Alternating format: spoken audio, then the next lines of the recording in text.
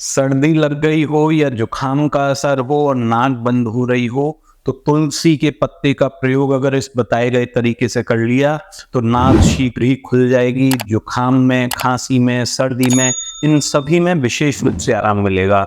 इसके लिए आपको 20 पत्ते तुलसी के लेने हैं, साथ में 5 लौंग ले लेनी है और एक छोटी गांठ अदरक की लेनी है।